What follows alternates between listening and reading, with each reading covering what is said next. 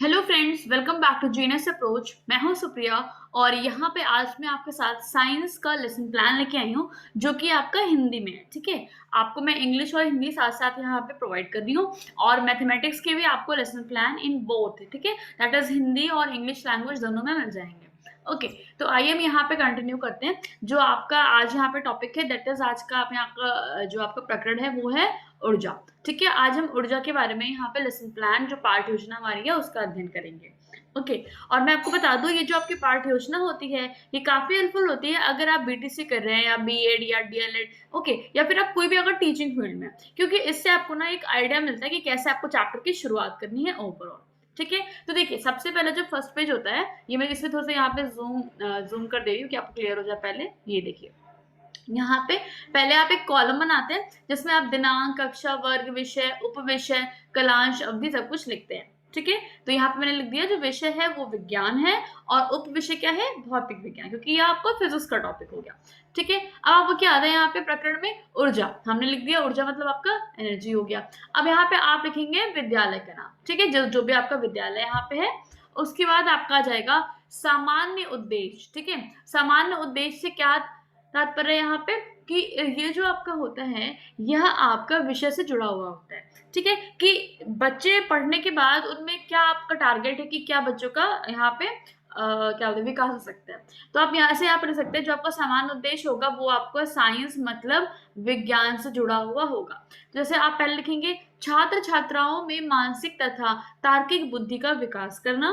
दूसरा, छात्रों में विज्ञान के प्रति रुचि उत्पन्न करना। छात्रों में कारण तथा प्रभावों संबंधी योग्यताओं विकसित करना। छात्रों को विज्ञान के सिद्धांतों तथा प्रक्रिया से अवगत कराना। ठीक है, फिर आपका आता है क्या, विशिष्ट उद्देश्य। अब आप देख सकते हैं ध्यान से, जो विशिष्ट उद्देश्य आपका होता है यह आपका टॉपिक मतलब जो प्रकरण है उससे जुड़ा हुआ होता है कि जब बच्चा पढ़ लेगा तो उसके अंदर क्या क्या विशिष्ट उद्देश्य उत्पन्न होंगे। जैसे कि पहले यहाँ पे लिखा है छात्र छात्राएं ऊर्जा के बारे में बता सकेंगे। छात्र छात्राएं ऊर्जा के प्रकार के बारे में जान सकेंगे तथा इसका प्रयोग अपने दैनिक जीवन में कर सकेंगे। ठीक है, आप चाहो तो एक दो पॉइंट अपने साइड से और ऐड कर सकते हैं। उसके बाद आपका आ जाता है यहाँ पे सहायक शिक्षण सामग्री। ठीक है, जिसमें आप यहाँ पे बताएंगे कि क्या क्या चीजें जो आपका टीचिंग लर्निंग मटेरियल है क्या क्या इस्तेमाल पड़ेगा पढ़ाने के लिए। फिर आपका आता है पूर्व ज्ञान। पूर्व ज्ञान का अर्थ क्या हो गया कि बच्चों को पहले से कितनी जानकारी है। तो आप क्या लिखेंगे, छात्र एवं छात्राएं ऊर्जा के बारे में समान जानकारी रखते हैं। ठीक है, इतना आपने यहाँ तक कंप्लीट कर लिया। अब इसके बाद जो आपका आता है वो मैं आपको यहाँ से दिखा रही हूँ। फिर आपका टॉपिक यहाँ बनेगा प्रस्तावना। प्रस्तावना मतलब होता है इंट्रोडक्शन। अब आप कैसे अपने टॉपिक को इंट्रोड्यूस कराएंगे बच्चों के समक्ष। तो देखिए सबसे पहले आप यहाँ पे 3 कॉलम बना लेंगे। पहला आपको हो जाएगा क्रम संख्या, फिर छात्र अध्यापक या छात्र अध्यापिका कथन, छात्र छात्रा कथन। ठीक, पहला आपने यहाँ पे सवाल कर लिया, मनुष्य की 3 मूलभूत आवश्यकताओं को का नाम बताइए। तो बच्चों ने यहाँ बोला रोटी, कपड़ा, मकान मनुष्य की आवश्यकताएं हैं। उसके बाद आपने पूछा मनुष्य यदि भोजन ना करे तो क्या होगा। तो बच्चों ने यहाँ पे उत्तर दिया मनुष्य भोजन ना करे तो वह मर जाएगा। फिर क्या हो गया, प्रश्न 3 आपने पूछ लिया इसी से जुड़ा हुआ, भोजन के अभाव में मनुष्य की मृत्यु हो जाती है अर्थात भोजन मानव शरीर को क्या प्रदान करती है। अब बच्चों के लिए यहाँ पे समस्यात्मक प्रश्न बन गया। ठीक है, तो अब आप यहीं से अपने टॉपिक का आप यहाँ पे अनाउंसमेंट करेंगे क्लास में, जिसे हम कहते हैं उद्देश्य कथन। ठीक है, ये टॉपिक आप डालेंगे और यहाँ आप क्या लिखेंगे, यहाँ पे ये हेडिंग आपकी पड़ जाएगी। आप लिखेंगे बच्चों आज हम सब ऊर्जा के बारे में विस्तृत अध्ययन करेंगे। ठीक है, अब आपने अपने यहाँ पे देखिए टॉपिक बता दिया कि आप यहाँ पे ऊर्जा के बारे में आज पढ़ाने जा रहे हैं। ठीक है, इतना आपको यहाँ पे क्लियर हो गया होगा। अब क्या होता है, अब हम इसको साथ साथ देखते हुए यहाँ पे चलते हैं क्योंकि ये आपका टेबल है जो कि आपको एक साथ समझ में अच्छे से आ जाएगा। देखिए सबसे पहले आप यहाँ पर क्या डालेंगे, ये लिखा हुआ है प्रस्तुतिकरण, थोड़ा सा यहाँ कट गया है और ब्रैकेट में लिखा हुआ है यहाँ पे प्रेजेंटेशन। ठीक है, प्रस्तुतिकरण। अब क्या है, अब आप अपने चैप्टर को कैसे प्रेजेंट करेंगे, इसमें आप देख रहे होंगे कुछ कॉलम बने हुए हैं 1 2 3 4 5 6। ठीक है, ओवरऑल 6 कॉलम यहाँ बने हुए हैं। तो क्या करना है आपको, यहाँ क्या लिखना है, पहले कॉलम में शिक्षण बिंदु है ना, तो शिक्षण बिंदु में आपने क्या डाल दिया यहाँ पे ऊर्जा। ऊर्जा मतलब एनर्जी आपने लिख दिया। फिर आपने यहाँ पे उसके बारे में लिखा कि उद्देश्यों का वर्गीकरण किया कि छात्र एवं छात्राओं को ऊर्जा के बारे में जानकारी प्रदान हो सकेगी। और यहाँ पे देखिए आपने कुछ प्रश्न लिखे, विकासात्मक प्रश्न पहले जो आपने बच्चों से पूछे। ठीक है, और उसके बाद आपने स्पष्टीकरण विधि दी जिसमें आपने बताया कि किसी वस्तु की कार्य करने की जो क्षमता होती है उसको ऊर्जा कहते हैं और यह एक अदिश राशि है, इसकी जो मात्रक है वह जूल है। ऐसा हमने पूरा समझा दिया, ठीक है। और राइट साइड आप देखते चलिए साथ साथ, जो यह कॉलम है इसमें जो आपने प्रश्न पूछा था इसी का यहाँ पे उत्तर है, ठीक है। जो यहाँ पूछा था इसका उत्तर इधर है कि बच्चे निरुत्तर हैं। जब वह उत्तर नहीं दे पाएंगे तभी आप उसका स्पष्टीकरण विधि से आपने समझा दिया, ठीक है। इसके बाद आपको यहाँ पे क्या जाएगा कि छात्र छात्रपूर्वक ध्यानपूर्वक सुन रहे हैं जब आपने यहाँ पे स्पष्टीकरण दे रहे हैं तब। और यहाँ पे आप क्या बताएंगे कि पहला आपने यूज करा है प्रश्नोत्तर विधि, क्योंकि आपने वहाँ पे प्रश्न किया, उसके बाद आपने व्याख्या कर दी, तो क्या हो जाएगा यहाँ पे व्याख्यान विधि। और राइट साइड में आपका भी कुछ नहीं यहाँ पे, ठीक है। अभी आपको मूल्यांकन प्रश्न इसके बाद आएगा। अब देखिए, अब मैं आपको लेफ्ट से दिखा रही हूँ, ठीक है। अब इसका आपको समझ में इतना आ गया होगा, ठीक। अब आपका आता है विकासात्मक प्रश्न, ठीक है। मतलब अब आप पहले यहाँ पे हेडिंग डालेंगे यांत्रिक ऊर्जा तथा उसके प्रकार, और यहाँ पे आप उसके बारे में लिख देंगे कि बच्चों को क्या यहाँ पे समझ में आएगा, ठीक है। अब इसके बाद देखिएगा विकासात्मक जो प्रश्न है इसके बारे में अब आप यहाँ पे समझेंगे कि ऊर्जा का मात्रक क्या है, ठीक है। आप बच्चों से जो आपने पढ़ाया उसी से रिलेटेड आप यहाँ पे क्वेश्चन करेंगे।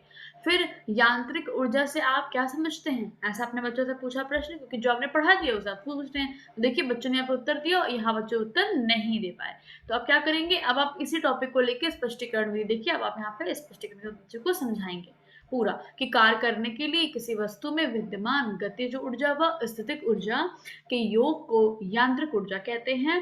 सरल शब्दों में किसी वस्तु में विद्यमान इसकी गति और स्थिति के कारण ऊर्जा को वस्तु की यांत्रिक ऊर्जा कहते हैं। और आपने यहाँ पे ऐसे लिख के समझा दिया, ठीक है। तो यहाँ आपने क्या इस्तेमाल करा है, स्पष्टीकरण विधि, ठीक है। अब अभी आप सुनिएगा, यहाँ आप क्या लिखेंगे कि छात्र और छात्राएं ध्यानपूर्वक सुनेंगे, और इसी के साथ साथ यहाँ आप लिखेंगे प्रश्नोत्तर विधि, यहाँ लिखेंगे व्याख्यान विधि, क्या व्याख्यान कर रहे हो, ठीक है। और यहाँ जो मैंने आपको बताया था, ये जो आपको लास्ट कॉलम था, इसमें आप यहाँ पे क्या लिखेंगे, मूल्यांकन प्रश्न कर रहे हैं, मतलब जो आपने पढ़ाया वो आप पूछ रहे हैं, ठीक है। कि ऊर्जा की परिभाषा बताइए, ऊर्जा एक कैसी राशि है, ठीक है। ये इस प्रकार आपने यहाँ पे कर दिया, ठीक। तो ये आप देख सकते हैं राइट साइड में मैं आपको दिखा दूं, ठीक है। और यहाँ पे भी आप इससे मूल्यांकन प्रश्न कर लेंगे, यांत्रिक ऊर्जा कितने प्रकार की होती है, नाम बताइए। तो आई होप आपको इतना समझ में क्लियरली आ गया होगा। अब मैं इसे एक बार आपको थोड़ा सा मिनिमाइज करके भी समझा दे रही हूँ, कैसे मैंने आपको समझाया था, ठीक है। ये पूरा कॉलम था जहाँ पे मैंने आपको एक एक पार्ट जूम करके प्रॉपरली दिखा दिया है। ओके, अब इसी के साथ साथ बढ़ते हुए अब हम थोड़ा सा आगे आते हैं। यहाँ पे अब हम देखिए फिर से, यहाँ पे फिर से अब आपका ये जो है एग्जाम्पल देखिए आपने यहाँ पे समझाना है कि बांध द्वारा रोके गए जल में एक कार जो एक पहाड़ी पर एक चोटी पर खड़ी है, एक फैला हुआ रबर बैंड, खिलाड़ियों को किक करने से पहले फुटबॉल की गेंदें। तो ये सारे आपने वहाँ पे एग्जाम्पल बताए कि जो कि इसके लिए उदाहरण होगा, ठीक है।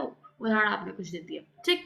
और अब यहाँ पे आपने श्यामपट्ट का सारंग लिखा है, या फिर शिक्षण बिंदु में आपने पे बताया कि छात्र छात्राओं को मुख्य बिंदुओं का प्रत्यास्मरण कराना है, आपका उद्देश्य है, ठीक है। अब यहाँ समझ लीजिएगा, ये आप अच्छे से देख लीजिए कि क्या लिखा गया बोर्ड पे, ठीक है। जो आपको यहाँ पे श्यामपट्ट का, हाँ, तकनीकी समझ आपने श्यामपट्ट का इस्तेमाल किया, अपने यहाँ पे बच्चे को कुछ कुछ समझा दिया, है ना, इस तरीके से, ठीक है।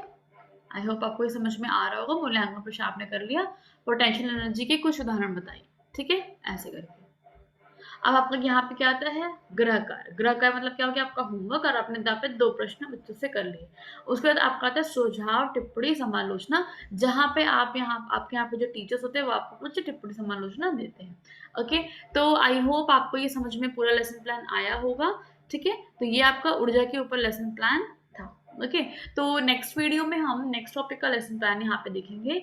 तब तक के लिए आपको इतना आप नोट करिए, और आपको कोई भी टॉपिक पे वीडियो चाहिए हो तो आप कमेंट सेक्शन में कमेंट कर सकते हैं, ताकि मैं नेक्स्ट वीडियो है उस पर ला सकूँ, ठीक है। बाकी आप चैनल के प्लेलिस्ट में जाएंगे तो आपको वहाँ पे हर लैंग्वेज में मिल जाएगा, लाइक इंग्लिश हिंदी दोनों लैंग्वेज में आपको प्रॉपरली साइंस और मैथ्स के लेसन प्लान मिल जाएंगे, क्योंकि मैं धीमे धीमे वहाँ पे अपलोड्स कर रही हूँ। ओके, सो अगर वीडियो आपको अच्छा लगा हो तो चैनल को सब्सक्राइब करना बिल्कुल ना भूलें, बेल आइकन जरूर प्रेस कर लें। ओके, एंड वीडियो को लाइक करना बिल्कुल ना भूलें। Okay, so thank you guys, thanks for watching, thank you.